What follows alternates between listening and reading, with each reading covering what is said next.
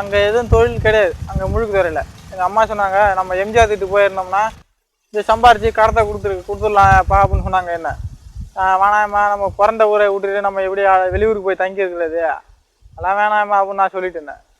அந்த கிராமத்தில் நாங்கள் எப்படி இருந்தோம்னா கிட்டத்தட்ட ஒரு 50 போட்டு 20 விதமான வலைகள் வச்சுருப்போம். கடலில் ஒரு மீன் வந்துச்சுன்னா அந்த மீனை என்ன சைஸில் வலை கொண்டு போய் பிடிக்கணுமோ அந்த மாதிரி பிடிச்சி எங்களுடைய வாழ்க்கை திறன் முன்னேறிட்டு வந்துச்சு.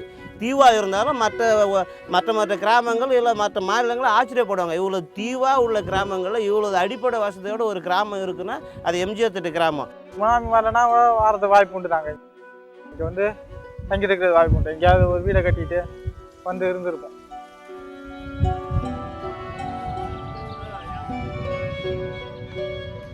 இந்த வீடு இது வந்து 6 அடி 16 அடி நீட்டு.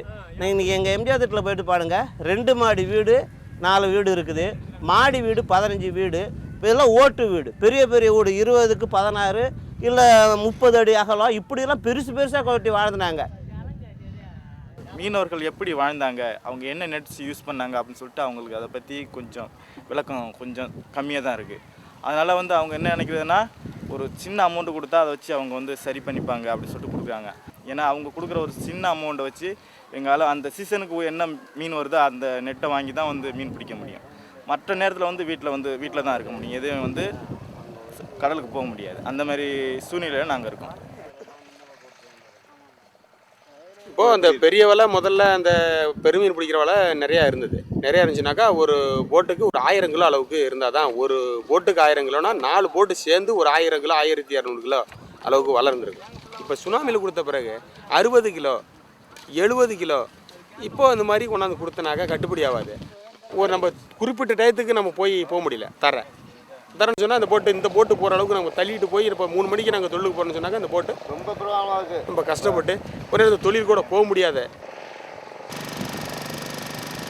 இங்கே குறைஞ்சது ஒரு 200 போட்டால் போயிட்டு வந்துட்டு இருப்பாங்க.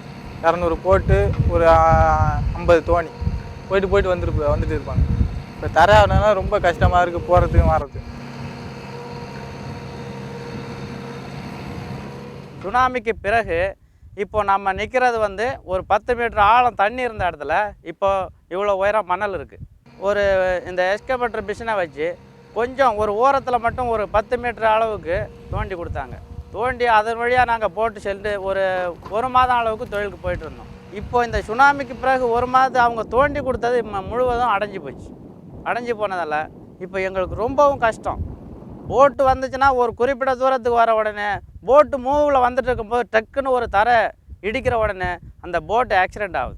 போட்டு தட்டிடுச்சு தரையில்.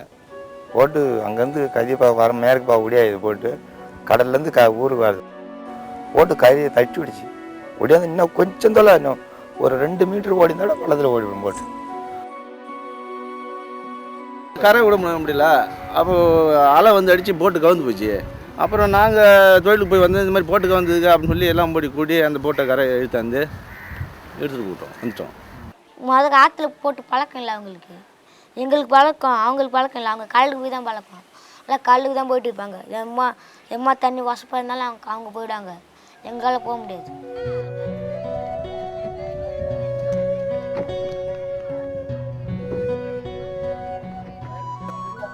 வேறு அண்ணா எப்படியும் அது 2000 கிலோ.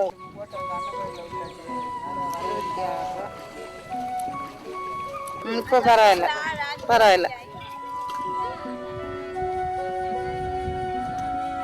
இப்போ வந்து மொதல் பிரச்சனையாக 2 ஊருக்கு சண்டை வந்து அப்போ அடிச்சுட்டு இருந்தாங்க. இந்த சுனாமி வந்த போய் தான் கூடிடுறாங்க. கூடிந்து 2 பேரும் ஒன்றா போட்டு எடுக்கலாம், யாரும் சண்டை போட வேணாம் சொல்லிட்டு வந்துடுறாங்க.